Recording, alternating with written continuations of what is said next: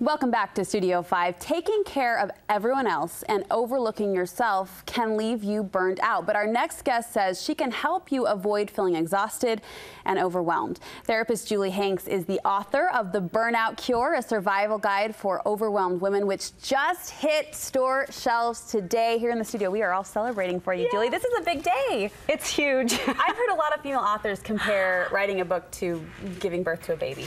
Yes. I mean, it's a long process. It's a long process. The gestation for a book is a lot longer than for a child. But I can sleep through the night now that it's born, so nice. it's you know, a little bit better that way. So an exciting day. It's a big day. I want to dive into the content of this book because I think it's going to be a very, very helpful resource for a lot of women. And you actually say many women are secretly wondering, in reference to their lives, is this all there is? You hear that a lot. Yeah, I hear a lot of women in my practice, and they're saying, you know, I'm working so hard, and I don't feel like it's ever enough.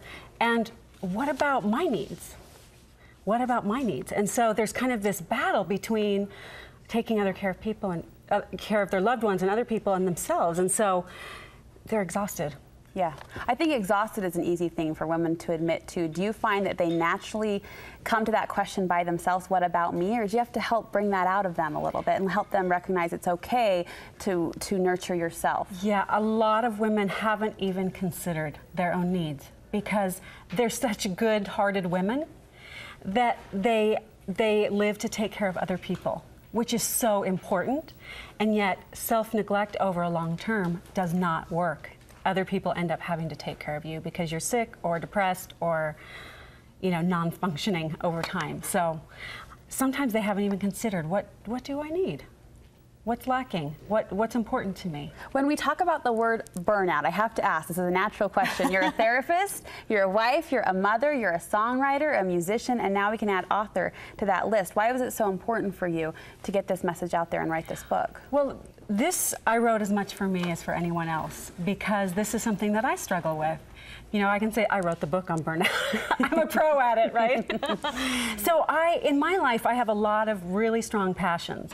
And so kind of balancing that out and how, you know, is it possible to take care of my family and pursue my passions? You know, kind of trying to figure that out. And so for me, this is a real personal book too. I share my experiences and how I kind of came to some of these realizations personally because it's hard. I want to take care of other people, but I also want to take care of myself. And so this is part of my own journey. And when you talk about that balance of responsibility and interest and passion and desire, what's your take on that? Because I've come to the realization that there will never be an answer, a definite answer to the question, can women have it all? But what's your realization along this process? Well, I think women can have the things that are most important to them. And I don't think it has to be an either or. A lot of times we dichotomize, you know, I take care of other people or I take care of myself. There's kind of this give and take. It's a cycle. You know, if I can't give something I don't have. And when we give, it also fills us up. So we have to have both sides of that equation working. And that's the only way it works long term. One thing I found really intriguing and interesting about the book is you do little survey breakouts, kind of results of these surveys that you've conducted with women over the years. I mean, thousands of women that you've kind of polled and questioned. Yeah. And one common theme seemed to be that these women you talk to feel like they're alone, that they're the only one feeling burned out. That surprised me. Yeah. So part of the, you know, what kind of prompted me to do the workshops and write this book is that I would have a woman come in, you know, 9 o'clock and say, I'm overwhelmed, I don't feel good enough. And then the next client would say almost the exact same thing. And so I'd have several throughout a day saying the exact same things and feeling isolated. And I think there's something about human nature that when we're in pain, we protect ourselves. And so I think it's really healing. And part of why I wanted to write this book is to say we are not alone. Everyone struggles. And perfection is a myth. Everyone has baggage. Let's as women support each other, talk about what's really going on instead of putting on a facade. It just, you know, life's too short to be lonely and in pain. We can reach out to each other. And doesn't the facade add to the exhaustion in the end? I mean, it does. really. The unrealistic expectations and thinking everybody else has it together except for me. That's a separating thing. I'm not going to, if I think you have it all together, I'm not going to share my struggles with you. But when you realize, oh, I just don't know you well enough to know yours, then, you know, let's connect on that way. One quote in your book really caught our attention. You write, "In my personal and professional life, I've observed that much of the emotional burnout in our lives can be attributed to faulty spiritual equations." What do you mean by that? So this book is geared toward Latter-day Saint women specifically.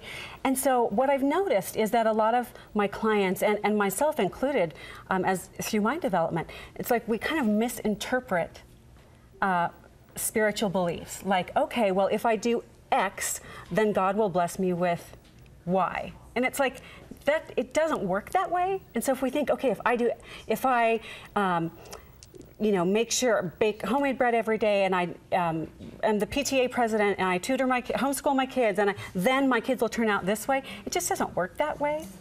And so I think really unraveling some of those cultural myths is part of my goal in the book, is saying, look, these are myths that we believe, but they're not necessarily true, and they're actually burning us out and kind of creating this culture where it's hard to feel good enough. There are 6 burnout cures. I like that title, Burnout Cures. In the book, share one with us really fast, if you will. Give yourself permission to say an inspired no.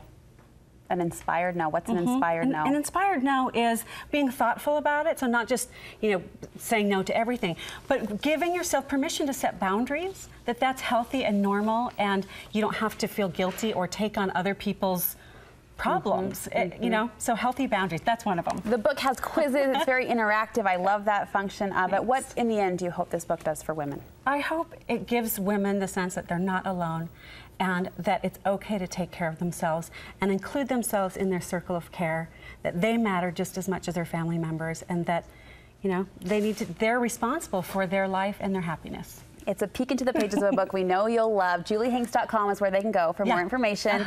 Hit store shelves today. The Burnout Cure. There's also a fun song to go along with it, a music video. So be sure to check out Julie's website, and a big congratulations. Thank you. Such an exciting day.